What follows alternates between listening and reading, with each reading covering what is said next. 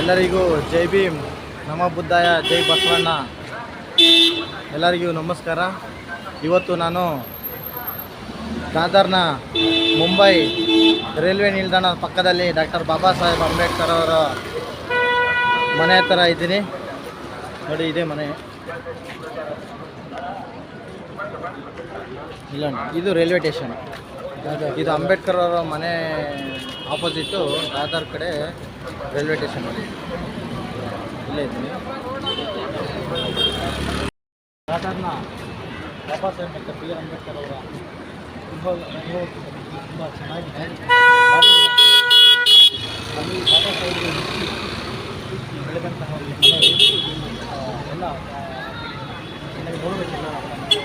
ಎಲ್ಲರೂ ಸಹ ನಿಮ್ಮ ಮಕ್ಕಳನ್ನು ಮತ್ತು ಮನೆಯವರನ್ನು ಕರ್ಕೊಂಡ್ಬಂದು ಈ ಒಂದು ಐತಿಹಾಸಿಕ ಸ್ಥಳಗಳನ್ನು ತೋರಿಸಿ ಅವರಿಗೆ ನಾವು ಇತಿಹಾಸವನ್ನು ತಿಳಿಸ್ಕೊಳ್ಬೇಕು. ಇತಿಹಾಸ ತಿಳಿಸಿದ್ರೆ ಅದರ ಮುಂದಿನ ಪ್ರಜೆಗಳಾಗಿ ಉತ್ತಮ ದೇಶದ ಪ್ರಜೆಗಳಾಗಿ ಕಲಿಸ್ತಾರೆ.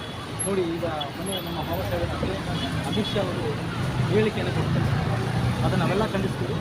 ಮತ್ತು ನಮ್ಮ ಈ ಕೋಲಾರ ಜಿಲ್ಲೆಯಲ್ಲಿ ಇವತ್ತು ಬಂದಿದೆ. ಆ ಬಂದಿಗೆ ನಾವೆಲ್ಲ ಇಲ್ಲಿರೋದ್ರಿಂದ ನಮ್ಮ ಬೆಂಬಲ ಸಹ ಇದೆ. ದಯವಿಟ್ಟು ಎಲ್ಲರೂ ಬಂದಿಗೆ ಭಾಗವಹಿಸಿ ಬಂದನ್ನು ಯಶಸ್ವಿಗೊಳಿಸಬೇಕು. ಅಮಿತ್ ಶಾ ಹೇಳಿಕೆ ನಮ್ಮ ಖಂಡನೆ ಇದೆ. ಜೈ ಭೀಮ್, ಜೈ ಭೀಮ್, ಜೈ ಭೀಮ್, ಜೈ ಭೀಮ್.